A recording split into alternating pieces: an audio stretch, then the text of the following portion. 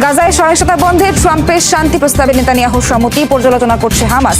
20 দফা সুপারিশে বেশ কয়েকটি বিষয়ে অস্পষ্টতা। ট্রাম্পের 20 দফা নিয়ে হতাশ ফিলিস্তিনিরা, অভিযোগ ইসরায়েলের স্বার্থ রক্ষা ও যুক্তরাষ্ট্রের এজেন্ডা বাস্তবায়নই শান্তি প্রস্তাবের উদ্দেশ্য। চীনের সাথে যুদ্ধের সংখ্যা, অস্ত্র ভান্ডার আরও বাড়ানোর তোড়জোড় যুক্তরাষ্ট্রের, কয়েক বছরের মধ্যে মিসাইল সংখ্যা 4 গুণ করার লক্ষ্য। ডোনাল্ড ট্রাম্পের শান্তি প্রস্তাব, নিজের দেয়া 20 দফা সুপারিশ নিয়ে এমন মন্তব্য করেছেন মার্কিন প্রেসিডেন্ট, যাতে সমর্থনও দিয়েছেন ইসরায়েলের প্রধানমন্ত্রী বেনিয়ামিন নেতানিয়াহু। আনুষ্ঠানিক প্রতিক্রিয়া জানায়নি হামাস, তবে ট্রাম্পের প্রস্তাবকে ফিলিস্তিনি সংগঠনটির আত্মসমর্পণের প্রস্তাব আখ্যা দিয়েছেন গাজাপন্থী অনেক বিশ্লেষক। কি আছে এই প্রস্তাবে? চলছে 20 ধারার পর্যবেক্ষণ। গাজায় সংঘাত বন্ধে মার্কিন প্রেসিডেন্ট ডোনাল্ড ট্রাম্পের 20 দফা প্রস্তাব, যাকে মধ্যপ্রাচ্যের চিরশান্তির বন্দোবস্ত আখ্যা দিয়েছেন ট্রাম্প। এতে সমর্থনও জানিয়েছেন ইসরায়েলি প্রধানমন্ত্রী বেনিয়ামিন নেতানিয়াহু। আজ শান্তি প্রতিষ্ঠায় একটি ঐতিহাসিক দিন। গাজায় যুদ্ধ কিভাবে শেষ করা যায় তা নিয়ে বেনিয়ামিন নেতানিয়াহুর সাথে গুরুত্বপূর্ণ আলোচনা শেষ করেছি। বলা যায় এটি মধ্যপ্রাচ্যের চিরশান্তির বন্দোবস্ত। আমার প্রস্তাবে রাজি হওয়ার জন্য নেতানিয়াহুকে ধন্যবাদ। হামাস যদি এটি প্রত্যাখ্যান করে, তবে নেতানিয়াহু যা করতে চান তাতে আমাদের পূর্ণ সমর্থন থাকবে। ডোনাল্ড ট্রাম্পের প্রস্তাবে আমি সমর্থন জানাচ্ছি, যা আমাদের লক্ষ্য পূরণ করছে। এটি বাস্তবায়ন হলে সব জিম্মিকে দেশে ফিরিয়ে আনা সম্ভব হবে, হামাসের সামরিক সক্ষমতা ধ্বংস হবে, তাদের শাসন ক্ষমতার অবসান হবে এবং গাজা আর ইসরায়েলের জন্য হুমকি তৈরি করবে না তা নিশ্চিত করবে। কি আছে ট্রাম্পের এই 20 দফা প্রস্তাবে? শুরুতেই বলা হয়েছে, গাজাকে সন্ত্রাসমুক্ত অঞ্চল হতে হবে, যা প্রতিবেশীদের জন্য হুমকির কারণ হবে না। জিম্মি মুক্তির পর ইসরায়েলি সেনা প্রত্যাহার এবং এই সময়ের মধ্যে সব ধরনের অভিযান বন্ধ থাকবে বলে উল্লেখ করা হয়েছে প্রস্তাবে। সমঝোতার 72 ঘন্টার মধ্যে ফিরিয়ে দেওয়া হবে জীবিত মৃত সব জিম্মিকে। এরপর ইসরায়েলি কারাগার থেকে ছাড়া পাবে 250 মৃত্যুদণ্ডপ্রাপ্ত ফিলিস্তিনি এবং 7 অক্টোবর 2023-এর পর গাজা থেকে আটক 1700 ফিলিস্তিনি। অস্ত্র সমর্পণ এবং শান্তিপূর্ণ সহাবস্থানের অঙ্গীকারের মাধ্যমে ক্ষমা পেতে পারে হামাস সদস্যরা। উপত্যকা ছাড়তে চাইলেও নিরাপদে বের হওয়ার সুযোগ পাবে তারা। প্রয়োজনীয় ত্রাণ প্রবেশ, জাতিসংঘ ও রেড ক্রিসেন্টের তত্ত্বাবধানে বিতরণ এবং হাসপাতাল, রাস্তাঘাট সহ প্রয়োজনীয় সংস্কারের কথাও বলা হয়েছে প্রস্তাবে। অন্তর্বর্তী সরকারের পাশাপাশি দৈনন্দিন প্রশাসনিক কাজের জন্য গঠন করা হবে আন্তর্জাতিক বিশেষজ্ঞদের সমন্বয়ে গঠিত কমিটি। এই কার্যক্রম আবার তত্ত্বাবধান করবে বোর্ড অব পিস। প্রস্তাবে বলা হয়েছে, গাজা ছাড়তে কাউকে বাধ্য করা হবে না। ইসরায়েল গাজা দখল করবে না উল্লেখ করা হলেও স্পষ্ট বলা হয়েছে, গাজার সরকার পরিচালনায় হামাস কিংবা সহযোগী কোনো সংগঠনের ভূমিকা থাকবে না। প্রস্তাবের শেষের দিকে বলা হয়, গাজায় স্থিতিশীলতায় আন্তর্জাতিক বাহিনী আইএসএফ গঠন করা হবে। হামাস যদি এই প্রস্তাব প্রত্যাখ্যান করে, তবে আইএসএফ এর কাছে দায়িত্ব হস্তান্তর করবে আইডিএফ। সবশেষ, গাজা পুনর্গঠন ও ফিলিস্তিনি কর্তৃপক্ষের সংস্কার প্রক্রিয়া অগ্রসর হলে চূড়ান্তভাবে ফিলিস্তিন রাষ্ট্র প্রতিষ্ঠার পথ তৈরির কথা বলা হয় ট্রাম্পের 20 দফা শান্তি প্রস্তাবে। ডরথি তাস্ট্রিন, যমুনা নিউজ। গাজায় যুদ্ধ বন্ধে মার্কিন প্রেসিডেন্ট ডোনাল্ড ট্রাম্প প্রস্তাবিত 20 দফা পরিকল্পনাকে স্বাগত জানিয়েছে আরব দেশগুলো। সোমবার এই ইস্যুতে যৌথ বিবৃতি দেয় কয়েকটি দেশ। এতে গাজায় যুদ্ধ বন্ধে ডোনাল্ড ট্রাম্পের প্রচেষ্টার প্রশংসা করে পরিকল্পনাকে স্বাগত জানায় মিশর, জর্ডান, কাতার, সৌদি আরব, পাকিস্তান, সংযুক্ত আরব আমিরাত, তুরস্ক এবং ইন্দোনেশিয়া। পরিকল্পনা বাস্তবায়নে যুক্তরাষ্ট্রের সাথে কাজ করতেও আগ্রহী দেশগুলো বলে উল্লেখ করা হয় বিবৃতিতে। এছাড়া প্রস্তাবিত 20 দফাকে স্বাগত জানিয়েছে যুক্তরাজ্য, ফ্রান্স, ইতালি ও স্পেন। 2 রাষ্ট্রভিত্তিক সমাধানের লক্ষ্যে কাজ করার আহ্বান জানিয়েছে ইউরোপীয় দেশগুলো। গাজায় যুদ্ধ বন্ধে যুক্তরাষ্ট্রের 20 দফা প্রস্তাব কতটা বাস্তবসম্মত? উপত্যকায় অন্তর্বর্তী সরকার গঠনের কথা বললেও সেই সরকারে কারা থাকবে সে বিষয়ে স্পষ্ট কোনো তথ্য নেই। তাদের তদারকি যারা করবে সেই বোর্ড অফ পিসের ভূমিকাও পরিষ্কার করা হয়নি। আন্তর্জাতিক বাহিনী গঠন সহ আরো বেশ কয়েকটি ইস্যুতে অস্পষ্টতা রেখে শান্তি পরিকল্পনা ঘোষণা করেছে ওয়াশিংটন। ফলে এর গ্রহণযোগ্যতা নিয়ে উঠছে প্রশ্ন।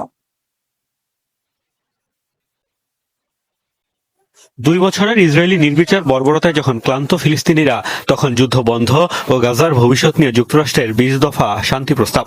আরবরা সহ বিশ্বের বিভিন্ন দেশ এই প্রস্তাবকে স্বাগত জানালেও প্রশ্ন উঠছে, ফিলিস্তিনিদের জীবনে শান্তি ফেরাতে কতটা ভূমিকা রাখতে সক্ষম এটি? যুক্তরাষ্ট্রের শান্তি প্রস্তাবে বেশ কয়েকটি দফা নিয়ে রয়েছে অস্পষ্টতা। কিছু প্রশ্ন রেখেই ফিলিস্তিনিদের ভবিষ্যৎ নির্ধারণের পরিকল্পনা প্রকাশ করেছে ওয়াশিংটন। বলা হয়েছে গাজার অন্তর্বর্তীকালীন শাসনভার দেয়া হবে একটি নিরপেক্ষ ও অরাজনৈতিক ফিলিস্তিনি কমিটিকে, যাতে থাকবে না হামাস ও ফিলিস্তিন কর্তৃপক্ষের অংশগ্রহণ। তবে কারা থাকবে এই সরকারে আর কিভাবে গঠিত হবে এটি তা স্পষ্ট করা হয়নি। কতদিন তারা গাজার দায়িত্বে থাকবে তার সময়সীমাও জানানো হয়নি। এই সরকার তদারকি করবে ট্রাম্পের নেতৃত্বে গঠিত বোর্ড অব পিস, কিন্তু সংস্থাটির এখতিয়ার কি হবে সেটিও নির্ধারণ করেনি যুক্তরাষ্ট্র। ট্রাম্পের শান্তি পরিকল্পনায় বলা হয়েছে ফিলিস্তিন কর্তৃপক্ষ তাদের সংস্কার কর্মসূচি শেষ করলে গাজার নিয়ন্ত্রণ পেতে পারে। তবে কোন মানদণ্ডে তারা গাজার নিয়ন্ত্রণের জন্য প্রস্তুত বলে বিবেচিত হবে সেটিও ব্যাখ্যা করা হয়নি। অন্যদিকে নেতানিয়াহু দাবি করেছেন ফিলিস্তিন কর্তৃপক্ষকে কখনোই গাজার শাসনভার দেয়া হবে না। গাজার নিরাপত্তা দেখভালের জন্য আন্তর্জাতিক বাহিনী গঠন করার কথা বলা হয়েছে। বাহিনীটিতে কোন কোন দেশ সেনা পাঠাতে পারবে তার উল্লেখ নেই। এই বাহিনীর দায়িত্ব ক্ষমতা কতটুকু থাকবে সেটিও অস্পষ্ট। গাজার নিরাপত্তা নিশ্চিতে ফিলিস্তিনি কিংবা ইসরায়েলি সেনাদের সাথে এই বাহিনী লড়াই করতে পারবে কিনা তাও জানায়নি ট্রাম্প প্রশাসন। ফিলিস্তিনিদের অনেকেই এরই মধ্যে ট্রাম্পের 20 দফাকে প্রহসন আখ্যা দিয়েছেন। তাদের অভিযোগ অবাস্তব অনেক শর্ত রাখায় এটি যুদ্ধ বন্ধে কার্যকর কোনো ভূমিকাই রাখবে না। মোস্তফা মাহমুদ, যমুনা নিউজ। যুক্তরাষ্ট্রের শান্তি পরিকল্পনাকে অনেক আরব দেশ স্বাগত জানালেও চরম হতাশ নিপীড়িত ফিলিস্তিনিরা। তাদের অভিযোগ, শান্তি প্রতিষ্ঠার আড়ালে ইসরায়েলের স্বার্থ রক্ষার পাশাপাশি গাজায় নিজের এজেন্ডা বাস্তবায়ন করতে চান ডোনাল্ড ট্রাম্প। উপত্যকাবাসীর শঙ্কা, এই প্রস্তাব বাস্তবায়িত হলে তাদের অস্তিত্বই থাকবে না। পুরো বিশ্ব ইসরায়েলের সেবা করছে বলেও ক্ষোভ ছাড়েন অনেক ফিলিস্তিনি। ইসরায়েলের নির্বিচার আগ্রাসনে রীতিমতো মৃত্যুপুরী গাজা। প্রাণ বাঁচাতে গত 2 বছর ধরে মাত্র 365 বর্গ কিলোমিটারের উপত্যকায় এক প্রান্ত থেকে অন্য প্রান্তে ছুটে বেড়াচ্ছেন অসহায় ফিলিস্তিনিরা। যুক্তরাষ্ট্রের সহায়তায় আন্তর্জাতিক আইনের তোয়াক্কা না করেই ভয়াবহ এই আগ্রাসন চালাচ্ছে ইসরায়েল। সেই যুক্তরাষ্ট্রই এবার দিয়েছে শান্তি প্রতিষ্ঠায় 20 দফার প্রস্তাব। ইউরোপ তো বটেই, আরব ও মুসলিম অনেক দেশও ডোনাল্ড ট্রাম্পের উদ্যোগকে সমর্থন দিয়েছে। এমনকি ফিলিস্তিন কর্তৃপক্ষ স্বাগত জানিয়েছে মার্কিন প্রস্তাব। ট্রাম্পের 20 দফার শান্তি প্রস্তাব নিয়ে অবশ্য ভুক্তভোগী গাজাবাসী বলছে ভিন্ন কথা। তাদের অভিযোগ, ইসরায়েলের স্বার্থ রক্ষার পাশাপাশি গাজাকে পর্যটন কেন্দ্র বানানোর এজেন্ডা বাস্তবায়নে কাজ করছেন ট্রাম্প। মার্কিন প্রস্তাব মেনে নিলে ফিলিস্তিনিদের অস্তিত্বই থাকবে না বলে মত অনেকের। এই পরিকল্পনা ট্রাম্প এবং ইসরায়েলের সুবিধার জন্য তৈরি করা হয়েছে। গাজায় তাদের স্বার্থ রয়েছে, এখানে গ্যাস আছে। ট্রাম্প রিসোর্ট বানাতে চায়, কেউ আমাদের পাশে নেই। সবাই ইসরায়েলের পক্ষে, পুরো বিশ্ব ইসরায়েলের সেবা করছে। একেবারে সব জিম্মিকে মুক্তি দেওয়া হলে আমরা পুরোপুরি শেষ হয়ে যাব, আমাদের আর কোনো অস্তিত্ব থাকবে না। কিভাবে গাজা দখল করা যায় এবং এটিকে রিসোর্ট এবং পর্যটন এলাকায় পরিণত করা যায় সেই পরিকল্পনায় আঁটছেন ট্রাম্প। যুক্তরাষ্ট্রের প্রস্তাবকে একতরফা আখ্যা দিয়ে প্রত্যাখ্যান করেছেন অনেক ফিলিস্তিনি। গাজাবাসীর স্বার্থ বিবেচনায় না নিয়েই এতে সমর্থন দেয়ায় আরবদেরও সমালোচনা করছেন তারা। মোস্তফা মাহমুদ, যমুনা নিউজ। কাতারে হামলার জন্য ক্ষমা চেয়েছেন ইসরায়েলের প্রধানমন্ত্রী বেনিয়ামিন নেতানিয়াহু। সোমবার হোয়াইট হাউসে মার্কিন প্রেসিডেন্টের সঙ্গে বৈঠক চলাকালে কাতারের প্রধানমন্ত্রী আব্দুল রহমান আল থানিকে ফোন করে ক্ষমা চান তিনি। দোহায় চালানো হামলায় দেশটির এক নাগরিকের মৃত্যুর ঘটনায় দুঃখ প্রকাশ করেন বেনিয়ামিন নেতানিয়াহু। ভবিষ্যতে আর কখনো দোহার সার্বভৌমত্ব লঙ্ঘন করে হামলা চালাবে না তেল আবিব বলে ফোন আলাপে আশ্বস্ত করেন ইসরায়েলের প্রধানমন্ত্রী। হোয়াইট হাউসের এক বিবৃতিতে বিষয়টি নিশ্চিত করা হয়, চলতি মাসের শুরুর দিকে কাতারের রাজধানী দোহায় হামাস নেতাদের অবস্থান লক্ষ্য করে মিসাইল হামলা চালায় ইসরায়েল। শীর্ষ নেতারা প্রাণে বেঁচে গেলেও সেই হামলায় মৃত্যু হয় অন্তত 6 জনের।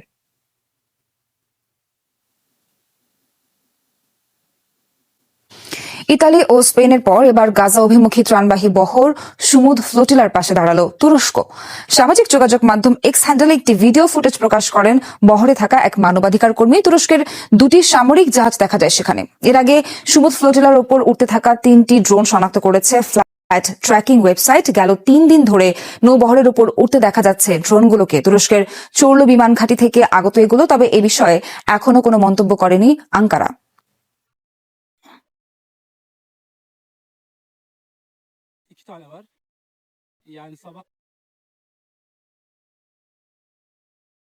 ইসরায়েলের সাথে কূটনৈতিক সম্পর্ক স্বাভাবিক এগিয়ে আসবে ইরান, এমন আশা মার্কিন প্রেসিডেন্ট ডোনাল্ড ট্রাম্পের। সংবাদ সম্মেলনে ইরান আব্রাহাম চুক্তির আওতায় আসবে বলে আশাবাদ ব্যক্ত করেছেন তিনি। আশা করছি ইরানের সাথেও সুসম্পর্ক তৈরি করতে সক্ষম হব আমরা। আমি বিশ্বাস করি তারা আব্রাহাম চুক্তির আওতায় আসতেও সম্মত হবে। এতে অর্থনৈতিকভাবেও লাভবান হবে তারা। ইসরায়েলি গোয়েন্দা সংস্থা মোসাদের হয়ে গুপ্তচর বৃত্তির অভিযোগে এক ব্যক্তির মৃত্যুদণ্ড কার্যকর করেছে ইরান। তেহরানের সরকারি সংবাদ সংস্থা মেজান নিশ্চিত করেছে তথ্য সংবেদনশীল টেলিযোগাযোগ প্রকল্প, জাতীয় নিরাপত্তা ইস্যু ও ইরানে গুপ্তচর বৃত্তির অপরাধে আটক করা হয়েছিল তাকে। বিচার বিভাগের দাবি, সরকারি প্রতিষ্ঠান থেকে তথ্য সংগ্রহ ও ডেটা সেন্টারগুলোতে অনুপ্রবেশের পথ তৈরি করতে ওই গুপ্তচরকে নিয়োগ করে মোসাদ। শুধুমাত্র একটি প্রকল্প সীমাবদ্ধ ছিল না কার্যক্রম, ইরানের প্রশাসনিক অবকাঠামোকে অস্থিতিশীল করার উদ্দেশ্যে কার্যক্রম পরিচালনা করছিল সে। তার সাজার বিষয়ে এখনো কোনো মন্তব্য করেনি তেহরান প্রশাসন। চীনের সাথে যুদ্ধের সংখ্যায় ক্ষেপণাস্ত্র সক্ষমতা বৃদ্ধি করছে যুক্তরাষ্ট্র। কয়েক বছরের মধ্যে মিসাইল সংখ্যা 4 গুণ পর্যন্ত বাড়ানোর তাগিদ দিয়েছে পেন্টাগন। জোর দেয়া হচ্ছে আকাশ প্রতিরক্ষা ব্যবস্থা এবং দূরপাল্লার ক্ষেপণাস্ত্র উৎপাদনের। দ্য ওয়াল স্ট্রিট জার্নালের প্রতিবেদনে উঠে এসেছে এমন তথ্য। দাবি, বেইজিং এর সাথে সম্ভাব্য যুদ্ধের প্রস্তুতি নিচ্ছে ওয়াশিংটন। সমরাস্ত্রে বিশ্বের সবচেয়ে উন্নত বিবেচনা করা হয়ে থাকে যুক্তরাষ্ট্রের সামরিক বাহিনীকে। দেশটির সেনা, নৌ, বিমান 3 বাহিনী সুসজ্জিত অত্যাধুনিক প্রজন্মের অস্ত্র সরঞ্জামে বিশ্বসেরা হলেও কিছু ক্ষেত্রে আরেক পরাশক্তি চীন থেকে পিছিয়ে রয়েছে যুক্তরাষ্ট্র। জরিপ বলছে ক্ষেপণাস্ত্র সক্ষমতায় ওয়াশিংটনের চেয়ে অনেকটাই এগিয়ে বেইজিং। ওয়াল স্ট্রিট জার্নালের দেয়া তথ্যানুযায়ী ভূমি থেকে নিক্ষেপযোগ্য 400টির মতো ক্রুজ মিসাইল রয়েছে পিপলস লিবারেশন আর্মির কাছে, যেখানে মার্কিন সামরিক বাহিনীর এই সংখ্যা 0। মাঝারি, ইন্টারমিডিয়েট এমনকি আন্তঃমহাদেশীয় ক্ষেপণাস্ত্র রয়েছে স্বল্পতা। চীনকে মোকাবিলায় নতুন করে মিসাইল উৎপাদনে জোর দিচ্ছে যুক্তরাষ্ট্র। ওয়াল স্ট্রিট জার্নালের এক প্রতিবেদন বলছে বেইজিংকে মোকাবিলায় ক্ষেপণাস্ত্র উৎপাদন 4 গুণ বাড়াতে চায় পেন্টাগন। মজুদ কমে যাওয়ায় উদ্বেগ প্রকাশ করেছে প্রতিরক্ষা কর্মকর্তারা, আর এজন্য অস্ত্র নির্মাতাদের সঙ্গে একাধিকবার বৈঠক করে খুবই স্বল্প সময় বেঁধে দিয়েছে পেন্টাগন। সিদ্ধান্ত অনুযায়ী 12 ধরনের ক্ষেপণাস্ত্রের উৎপাদন বৃদ্ধির ঘোষণা দিয়েছে ট্রাম্প প্রশাসন।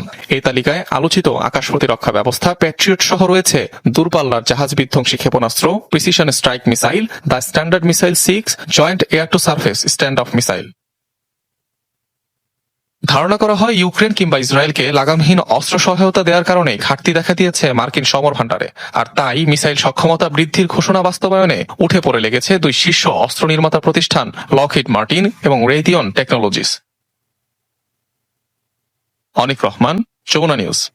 আকাশ সীমায় অতর্কিত ড্রোন অনুপ্রবেশ নিয়ে উত্তেজনা ছড়িয়েছে ডেনমার্ক, পোল্যান্ড, লিথুয়ানিয়া সহ ন্যাটোভুক্ত বেশ কয়েকটি দেশে। রাশিয়া ইউক্রেন যুদ্ধ আরও তীব্র হওয়ার শঙ্কার মাঝেই সামরিক সক্ষমতা বাড়াতে একযোগে প্রস্তুতি নিচ্ছে জার্মানি, পোল্যান্ড, ডেনমার্ক সহ ন্যাটোভুক্ত রাষ্ট্রগুলো। সরাসরি অভিযোগ না তুললেও ড্রোনের অতর্কিত অনুপ্রবেশের জন্য রাশিয়াকে দায়ী করা হচ্ছে। সামরিক প্রস্তুতির পাশাপাশি বাল্টিক অঞ্চলের নিরাপত্তা নিশ্চিতেও এগিয়ে এসেছে জার্মানি, লিথুয়ানিয়া। ড্রোন অনুপ্রবেশকে কেন্দ্র করে বেশ কয়েকদিন ধরে উত্তেজনা ছড়িয়েছে ইউরোপের ন্যাটোভুক্ত দেশগুলোতে। সরাসরি অভিযোগ না তুললেও সন্দেহের তীর রাশিয়ার দিকে। একের পর এক দেশে ড্রোন অনুপ্রবেশের জেরে রাশিয়া ইউক্রেন যুদ্ধ ইউক্রেনের গণ্ডি পেরিয়ে ছড়িয়ে পড়ার শঙ্কা দেখা দিয়েছে ইউরোপের অন্যান্য দেশেও। তাই জার্মানি, পোল্যান্ড, ডেনমার্ক, লিথুয়ানিয়া সহ ন্যাটোভুক্ত দেশগুলো মনোযোগী হয়েছে সামরিক সক্ষমতা বৃদ্ধিতে। যৌথ সংবাদ বিজ্ঞপ্তিতে রাশিয়ার যে কোনো আঘাত ঐক্যবদ্ধভাবে ঠেকানোর ঘোষণা দিয়েছে পোল্যান্ড, ফ্রান্স ও জার্মানি। রাশিয়ার সামরিক সক্ষমতা সীমিত করার লক্ষ্যে দেশটির উপর নিষেধাজ্ঞা জোরদারের দাবি জানিয়েছে পোল্যান্ড। রাশিয়ার সামরিক সক্ষমতা সীমিত করতে দেশটির ওপর নিষেধাজ্ঞা বহাল ও জোরদার অপরিহার্য। আমি আশা করছি দ্রুতই তা কার্যকর করা হবে। ড্রোনের অনুপ্রবেশ থেকে নিজেদের বৈদ্যুতিক গ্রিড সুরক্ষিত রাখতে গুরুত্বপূর্ণ বৈদ্যুতিক ও জ্বালানি স্থাপনাগুলোতে অ্যান্টি ড্রোন নেট স্থাপনের সিদ্ধান্ত নিয়েছে পোল্যান্ড, লিথুয়ানিয়া, এস্তোনিয়া ও লাটভিয়া। বেশিরভাগ সাবস্টেশনে প্রতিরক্ষা ব্লক স্থাপনের পরিকল্পনা করছি। এটি আমাদের গুরুত্বপূর্ণ অবকাঠামোগুলো রক্ষা করার বৃহৎ পরিকল্পনার একটি অংশ। যে কোনো সময় যে কোনো আঘাত মোকাবেলায় প্রস্তুতি নিচ্ছি আমরা। অন্যদিকে পরপর বেশ কয়েকদিন আকাশসীমায় ড্রোন অনুপ্রবেশে উত্তেজিত ডেনমার্কের পাশে দাঁড়ানোর পাশাপাশি বাল্টিক অঞ্চলগুলোর নিরাপত্তা নিশ্চিতে ফ্রিগেট মোতায়েনের ঘোষণা দিয়েছে জার্মানি ও লিথুয়ানিয়া। চলতি সপ্তাহে কোপেনহেগেনে আয়োজিত ইউরোপীয় নেতাদের শীর্ষ সম্মেলনে নিরাপত্তা বাড়াতে সেনাবাহিনী ও অ্যান্টি ড্রোন সিস্টেমও পাঠাবে ফ্রান্স, জার্মানি ও সুইডেন। ন্যাটো মিত্রদের সাথে নিয়ে অতর্কিত হামলা ঠেকানোর উদ্যোগ বেশ সফলভাবেই এগোচ্ছে। আমরা আকাশ প্রতিরক্ষার দিকে বিশেষভাবে নজর দিচ্ছি। রাশিয়ার অতর্কিত হামলা, বিশেষ করে লিথুয়ানিয়ায় আকাশে রাশিয়ার ড্রোনের উপস্থিতির জন্যই এই বিশেষ ব্যবস্থা। আমরা এই পদক্ষেপের মধ্য দিয়ে রাশিয়ার হুমকি ও হামলা ঠেকানোর জন্য কার্যকর প্রস্তুতি নিতে চলেছি। বিশেষ করে বাল্টিক অঞ্চলগুলোতে জোরদার করা হচ্ছে প্রতিরক্ষা। বিষয়টি বেশ গুরুত্ব সহকারেই দেখছে জার্মানি। রাশিয়ার যে কোনো হুমকির ঐক্যবদ্ধ ও যথাযথ জবাব দিতে লিথুয়ানিয়ায় তৈরি হচ্ছে সামরিক রসদ সংরক্ষণ ও সরবরাহের একটি স্থায়ী অঞ্চল। শুধু তাই নয়, প্রতিরক্ষা জোরদারে আগামী বছরের মধ্যে লিথুয়ানিয়ায় প্রায় 2000 সেনা মোতায়েনের প্রতিশ্রুতিও দিয়েছে জার্মানি।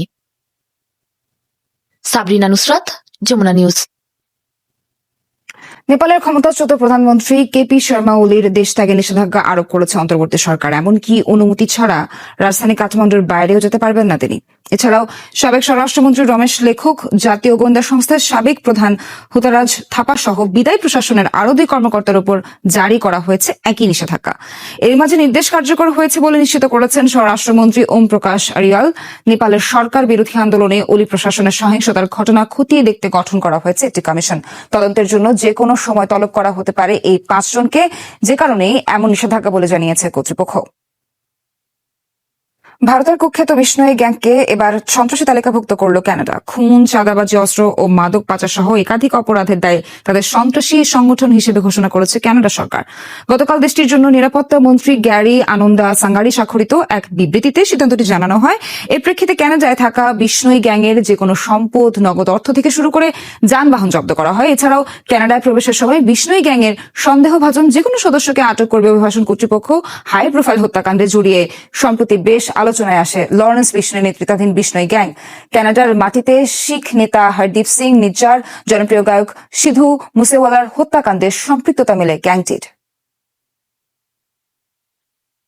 কুখ্যাত মাফিয়া পরিবারের 11 সদস্যকে একযোগে মৃত্যুদণ্ড দিল চীন। এছাড়াও পরিবারটির মোট 39 সদস্যকে বিভিন্ন মেয়াদে সাজা দেওয়া হয়েছে। সোমবার এ রায় ঘোষণা করেন দেশটির এক আদালত। মিয়ানমার থেকে স্ক্যাম সেন্টার পরিচালনা, জালিয়াতি, অবৈধ ক্যাসিনো, মাদক পাচার, পতিতাবৃত্তি সহ বেশ কয়েকটি গুরুতর অভিযোগে দোষী সাব্যস্ত হন তারা। রায়ে বলা হয়, অপরাধমূলক কর্মকাণ্ড পরিচালনা করে পরিবারটি প্রায় $1.5 বিলিয়ন বেশি আয় করেছিল। চীন সীমান্তবর্তী মিয়ানমারের লাওকাই শহর ঘিরে অপরাধের সাম্রাজ্য গড়েছিল তারা। মিয়ানমার প্রশাসনের এক অভিযানে আটক হয় দণ্ডিত মিং পরিবারের সদস্যরা। পরবর্তীতে তাদের চীনা কর্তৃপক্ষের কাছে হস্তান্তর করা হয়। এবার আফ্রিকার দেশ মাদাগাস্কারে জেনজিদের বিক্ষোভের জেরে ভেঙে গেল সরকার। আন্দোলন ঘিরে সহিংসতায় এ পর্যন্ত প্রাণ গেছে অন্তত 22 জনের। সোমবার সকালে রাজধানীর আন্তানানারিভোর এক বিশ্ববিদ্যালয়ে জড়ো হন দেশটির তরুণেরা। হাতে প্রতিবাদী বাক্য সম্বলিত প্ল্যাকার্ড, ব্যানার, জাতীয় সঙ্গীত আর স্লোগান দিতে দিতে মিছিল নিয়ে শহরের মূল সড়কে যাওয়ার চেষ্টা করে তারা। সে সময় পুলিশ বাধা দিলে ছড়িয়ে পড়ে সংঘর্ষ। পানি ও বিদ্যুৎ সংকটের প্রতিবাদে গত বৃহস্পতিবার রাজধানীর রাস্তায় নেমে দেশটির জেনজিরা আন্দোলন করে। ক্রমেই সরকার বিরোধী আন্দোলনে রূপ নেয় জেনজিদের বিক্ষোভ। আন্দোলনের শুরু থেকে মারমুখী ছিল পুলিশ। ইন্দোনেশিয়ার নির্মাণাধীন একটি ইসলামিক স্কুল ভবন ধসে পড়েছে। এতে প্রাণ গেছে একজনের, নিখোঁজ অন্তত 38 জন। দেশটির পূর্ব জাভায় এই ঘটনাটি ঘটে। গতকাল স্কুল ভবনটির 4র্থ তলার কাজ শুরু হয়। ভবনটির নিচ তলায় নামাজ আদায় করছিল ধর্মপ্রাণ মুসল্লিরা। এ সময় ভবনটি ধসে পড়ে। এই ঘটনার পরপরই 100 মানুষকে ঘটনাস্থল থেকে উদ্ধার করা হয়। আহত 80 জনকে দ্রুত হাসপাতালে নেওয়া হয়। স্থাপনাটির ভিত্তি দুর্বল হওয়ায় এই দুর্ঘটনাটি ঘটেছে বলে জানায় দেশটির কর্তৃপক্ষ। ধ্বংসস্তূপের নিচে চাপা পড়া নিখোঁজদের উদ্ধারে কাজ করছে দেশটির উদ্ধারকারী দল। হতাহতদের সংখ্যা আরও বাড়তে পারে বলে আশঙ্কা করা হচ্ছে। প্রিয় দর্শক, যদি ভিডিওটি ভালো লাগে অবশ্যই লাইক, কমেন্ট, শেয়ার এবং সাবস্ক্রাইব করে আমাদের সাথে থাকবেন। আজকে এ পর্যন্ত। সবাই ভালো থাকেন, সুস্থ থাকেন এবং বাংলাদেশকে ভালোবাসবেন। আল্লাহ হাফেজ।